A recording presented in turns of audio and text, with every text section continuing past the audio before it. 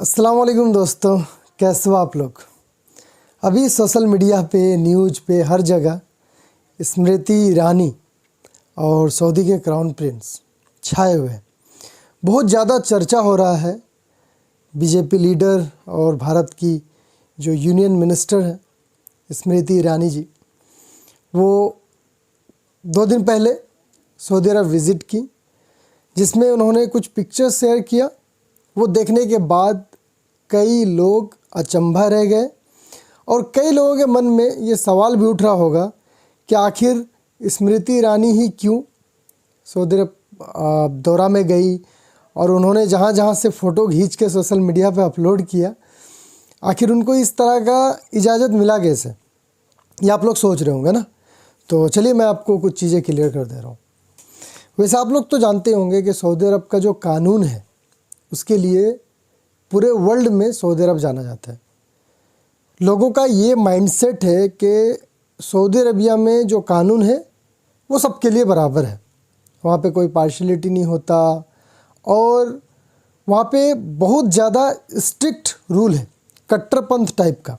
तो मैं आप लोग को बता दूं, रिसेंट के कुछ सालों में ये देखा गया है कि उसमें बदलाव आया है। एक समय था जब सऊदी अरब पैसा को उतने इम्पोर्टेंस नहीं देता था, जो इस्लाम का कानून है उसके अकॉर्डिंग चलता था। लेकिन रिसेंट के कुछ सालों में हम लोगों ने नोटिस करा है कि सऊदी अरब का जो झुकाव है ना, वो पैसे की तरफ आया है। पैसा क्या चीज़ नहीं बदलता यार, ये बात सच है। पहले मैं भी इस चीज़ पे यकीन नहीं करता था कि पैसा ही सब कुछ नहीं होता है, लेकिन कई मोटिवेशनल स्पीकर्स को मैं जब सुना, देखा, वो लोग अक्सर एक चीज़ बोलते हैं कि पैसा है तो सब कुछ हो सकता है। और ये चीज़ सऊदी अरब ने भी मान लिया कि हाँ भाई, पैसे के आगे हम भी झुक जाएंगे। मैं 2 एग्जांपल दे रहा हूँ। रोनाल्डो को आप लोग जानते होंगे, क्रिस्टियानो रोनाल्डो, मशहूर जो फुटबॉलर है। आप लोगों को पता है सऊदी अरब का एक फ़ुटबॉल क्लब है अल नासिर करके, उन्होंने उनको ख़रीदा था, डील हुआ था कुछ साल के लिए।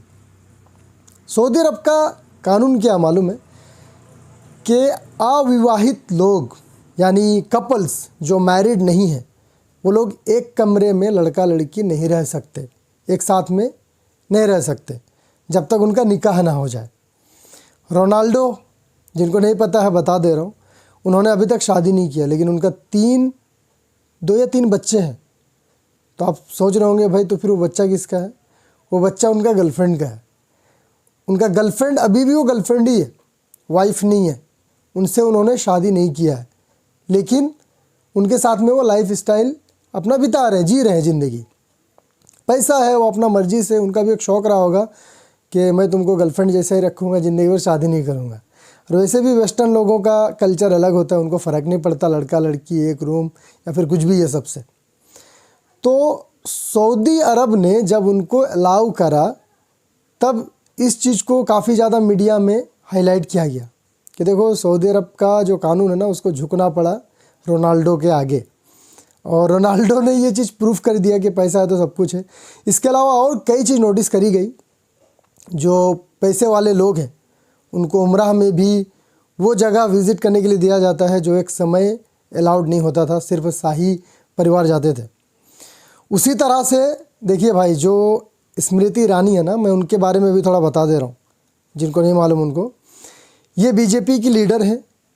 इसके अलावा भारत में जो माइनॉरिटीज़ हैं, अल्पसंख्यक जिसको बोलते हैं हिंदी में, जैसे मुस्लिम्स हो गया, हम लोग माइनॉरिटीज़ में आते हैं, क्रिश्चियन हो गया, ईसाई हो गया, उनका भी लीडर है। उनके लिए ये मिनिस्टर है, उसको भी कुछ मिनिस्टर बोला जाता है।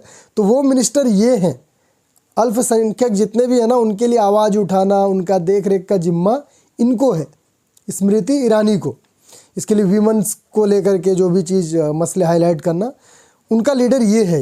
एक पद होता है ना, वो पद है, जिस तरह से होम मिनिस्टर का पद होता है, मुख्यमंत्री का पद होता है, वैसे ही इनका एक पद है माइनॉरिटीज़ के लिए। तो ये सऊदी अरब का इस बार जो दौरा की ना, उसके पीछे का कारण बता दे रहा हूँ। देखिए, सऊदी हुकूमत हर साल एक समिट रखते हैं, किसको लेकर के, हज को लेके, स्पेशल हज को लेकर के। तो इस साल भी उन्होंने 76 कंट्रीज़ को इनवाइट भेजा था, दावत दिया था कि वो लोग आए और इस सम्मेलन में हिस्सा लें। तो माइनॉरिटीज़ को लेके स्मृति ईरानी गई वहाँ पे, मुस्लिम्स को लेके स्पेशली, कि हज का जो कोटा है हमारा इस बार वो बढ़े, और बढ़ा भी है। 2022 में 75,000 लोगों को इंडिया से हज करने का मौका मिलता था।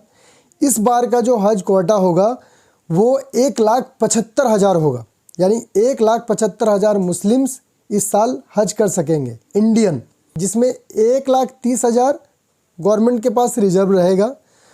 30 या 40 लाख है, सॉरी 40 लाख तक है, और बाकी जो 35 लाख है ना वो प्राइवेट के लिए रहेगा।